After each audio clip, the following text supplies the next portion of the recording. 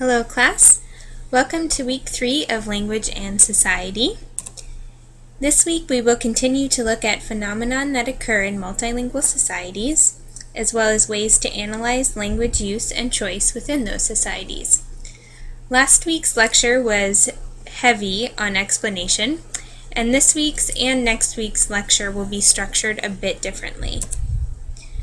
Because you will be covering much of the material in your reading, this lecture is primarily designed to provide you with good working definitions of the concepts, as a lot of these definitions can be hard to synthesize from the various authors you will be reading. Additionally, I'd like to mention a few ways in which Pidgins and Creoles inform your work in language development. As you know, Pidgins and Creoles are the topic for this week, and these languages are of particular interest to linguistics and sociolinguistics, as they provide a way of seeking universals of language and linguistic change. And they also provide the sociolinguist with a way of focusing on the process of language variation and change within a society. Getting to the definitions now, what is a pidgin? First, I think it's helpful to look at instances and places where you might find a pidgin, or where they exist. Pidgins are created for very practical reasons, for the purposes of forming a communication medium. They are created for particular social use for communication between speakers of 3 or more languages. One of those languages is a dominant language. They are created for discussion of limited topics where individuals share no common language, and where those individuals who would not normally communicate because of social distance, again, dominant and subordinate people groups, desire to communicate with each other. As such, pidgins are not associated with any particular people or culture. Therefore, you will find pidgins when the social situation is marked by extended contact between the groups, but there is a class structure in the social hierarchy. There is limited trust between social groups involved. There is omitted direct contact between dominant and subordinate groups, with communication occurring via intermediaries.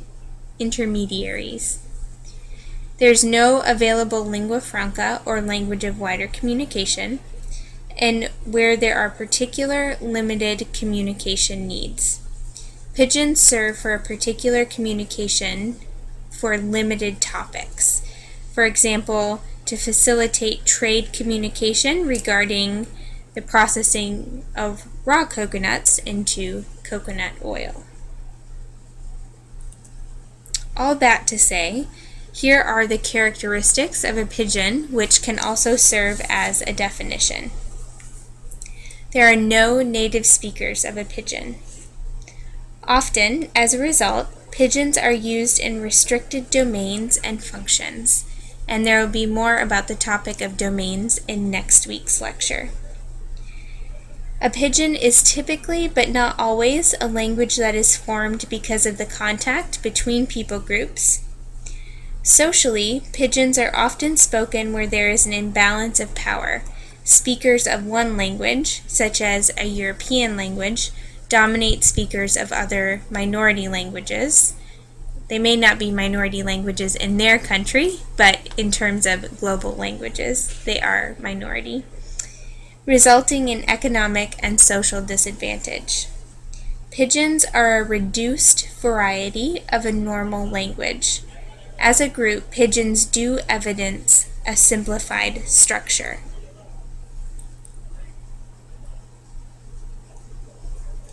But pidgins do have their own special rules.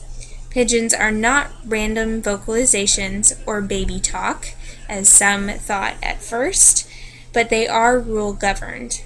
For example, vocabularies generally come from the dominant languages, the so-called lexifer language. However, borrowed vocabulary items take on different, sometimes broader meaning, and typically pidgins have fewer lexical items than those available to speakers of an ordinary language. The syntax or grammar system, the phonology sound system of a pidgin are more similar to the subordinate languages. However, the morphology, such as person, tense, number, and focus, these markers are generally missing on words. Somewhat as a result of the reduced nature of pidgins and the social imbalance of power, speakers of pidgins are often viewed as deficient, and outsiders maintain a negative attitude toward pidgins and give little prestige to them. In fact, Pidgins and Creoles were not a proper subset of sociolinguistics until well into the 20th century. Now that brief definitions of pidgin languages have been given, let's take a look at its relative, the Creole language. What is a Creole? Creole is a language that has its roots in, or it was originally, a pidgin. It is a pidgin that has grown up and has native speakers. Creoles are used in all domains of life. The former pidgin is no longer limited to the specific context, situation, or topics for which it was developed. Instead, a Creole is used in all domains. For example, Creole languages can be used in trade, but they can also be used at home with the family or in newspapers or in political speeches, so they're used in every topic you would need to discuss something in. A Creole is a normal, natural language, but with an unusual history. It comes from a pidgin, thus it is necessarily a mixed language. For example, one of the official languages of Papua New Guinea, Tok Pisin, was originally a pidgin language formed for the purposes of trade between groups of people who did not share a common language. However, the language now has native speakers and is used in all domains of life with a fully developed lexicon and syntax. So children in Papua New Guinea, in some places, are growing up with Tok Pisin as their first and native language. This week, you will be reading many examples of pidgins and Creoles and their unique characteristics, as well as their contributions to the field of linguistics and sociolinguistics. And that is the end of this lecture, a fairly short one this week. After the marathon PowerPoints of the past 2 weeks, I thought a lighter one was in order for today. I've enjoyed reading your forum postings and assignment responses so far. Keep up the good work, and keep on thinking of how these theories can be applied to your field of service in the future. Thank you, and have a great day.